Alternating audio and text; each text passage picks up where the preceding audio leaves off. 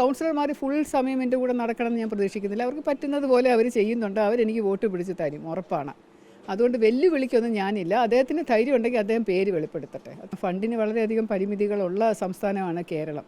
അതുകൊണ്ട് ഒരു BJPയുടെ MLA വന്നു കഴിഞ്ഞാൽ മാത്രമേ കേന്ദ്രത്തിൽ നിന്നുള്ള അതിൻ്റേതായ ഫണ്ട് കൊണ്ടുവന്ന് യഥാർത്ഥ വികസനം സാധ്യമാകൂ.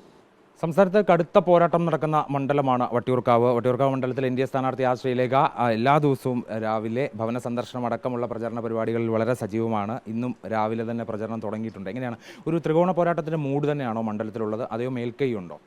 അങ്ങനെയായിരുന്നു, ത്രികോണ പോരാട്ടം എന്നൊക്കെയായിരുന്നു എനിക്ക് ആദ്യം തോന്നിയിരുന്നത്. കാരണം വളരെ ശക്തരായിട്ടുള്ള സ്ഥാനാർത്ഥികളാണല്ലോ LDFൻ്റെയും UDFൻ്റെയും. പക്ഷേ ഇപ്പോൾ ഞാൻ എൻ്റെ ശക്തി തെളിയിച്ചു കൊണ്ടിരിക്കുന്നു. ഇപ്പോൾ ഒരു പ്രയാസമൊന്നുമില്ല, വളരെ മുന്നിട്ട് നിൽക്കുന്നു എന്ന് തന്നെയാണ് തോന്നൽ. ടാർഗറ്റ് ചെയ്യപ്പെടുന്നു തോന്നുന്നുണ്ടോ? കാരണം ഈ ദിവസങ്ങളിലെല്ലാം തന്നെ LDF സ്ഥാനാർത്ഥിയാണെങ്കിലും UDF സ്ഥാനാർത്ഥിയാണെങ്കിലും വട്ടിയൂർക്കാവ് മണ്ഡലം കേന്ദ്രീകരിച്ചുകൊണ്ട് ചില കൗൺസിലർമാരുടെ കാര്യങ്ങളൊക്കെ പറഞ്ഞുകൊണ്ട് ചില ആരോപണങ്ങൾ ഉന്നയിക്കുന്നു. അങ്ങനെ എന്തെങ്കിലും ടാർഗറ്റ് ചെയ്യപ്പെടുന്നതായിട്ട് തോന്നുന്നുണ്ടോ? ഒരു ഭയപ്പാടിൽ? ഇല്ല, ടാർഗറ്റ് എന്ന് പറയാൻ പറ്റില്ല. അവർക്ക് പറയാൻ എന്തെങ്കിലും കാരണം വേണമല്ലോ. തോൽവിക്ക് മുന്നോടിയായിട്ട് അവരിങ്ങനെ പല വിവാദങ്ങളും കുത്തിപ്പൊക്കും. പിന്നെ തോറ്റു കഴിഞ്ഞാൽ പറയാമല്ലോ, അങ്ങനെയുള്ള ഞാൻ അന്നേ പറഞ്ഞില്ലേ ഈ ഒരു കാരണത്തിലാണ് തോറ്റതെന്ന്, ഞാൻ അന്നേ പറഞ്ഞില്ല ഇവർ തമ്മിൽ ധാരണയുണ്ടെന്ന്, ഞാൻ അന്നേ പറഞ്ഞില്ല ഇവർ തമ്മിൽ, അങ്ങനെ പറയാൻ വേണ്ടിയിട്ടുള്ള ഒരു മുൻകൂർ ജാമ്യം എടുക്കലാണിത് എന്ന് എനിക്ക് തോന്നുന്നുള്ളൂ. അല്ല, തോൽവിക്ക് ശേഷം പറയാൻ വേണ്ടിയുള്ളൊരു കാരണം നേരത്തെ പറയുന്നു. അതെ അതെ. അതായത് ഈ കെ മുരളീധരനാണ് ആദ്യമായിട്ട് ഈ ആരോപണം ഉന്നയിച്ചത്. അദ്ദേഹം പറയുന്നത് വെല്ലുവിളിച്ചു കഴിഞ്ഞാൽ, അതായത് തന്നെ വെല്ലുവിളിച്ചു കഴിഞ്ഞാൽ ഈ കൗൺസിലർമാർ ആരൊക്കെയാണോ VK പ്രശാന്തിന് വേണ്ടി പണിയെടുക്കുന്ന BJP കൗൺസിലർമാർ അവരുടെ പേര് പറയാം എന്നുള്ളതാണ് പറഞ്ഞത്. ഇതൊരു പേര് പറഞ്ഞിട്ടില്ല. അപ്പം അങ്ങനെ ഒരു വെല്ലുവിളി ഉയർത്തുന്നുണ്ടോ?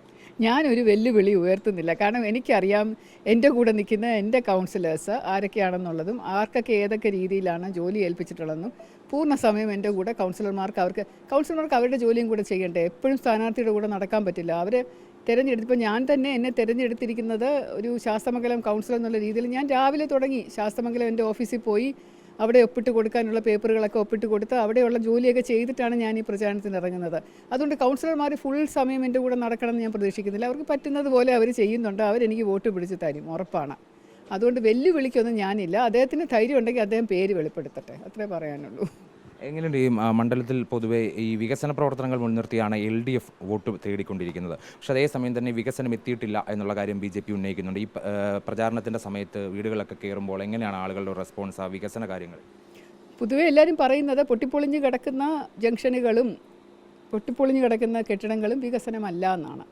വികസനം എന്നുള്ള പേരും പറഞ്ഞ് കുറച്ച് പൈസ എടുത്ത് പൊട്ടിപ്പൊളിച്ചിട്ട് കഴിഞ്ഞാൽ അത് വികസനമാവില്ലല്ലോ. നമുക്ക് വികസനം എന്ന് പറയുന്നത് അനുഭവിക്കാനും ഉപയോഗിക്കാനും കഴിയുന്ന രീതിയിലുള്ളത് ആകണ്ടേ. ഇപ്പോൾ പറഞ്ഞുകൊണ്ടിരുന്നിട്ട് കാര്യമില്ല, അത് ജനങ്ങൾക്ക് ഉപയോഗപ്രദമാകണം. അതാണ് വികസനം, യഥാർത്ഥ വികസനം അതാണ്. അതിനിപ്പം ആർക്കും സാധിക്കും തോന്നില്ല. കാരണം ഫണ്ടിന് വളരെയധികം പരിമിതികളുള്ള സംസ്ഥാനമാണ് കേരളം.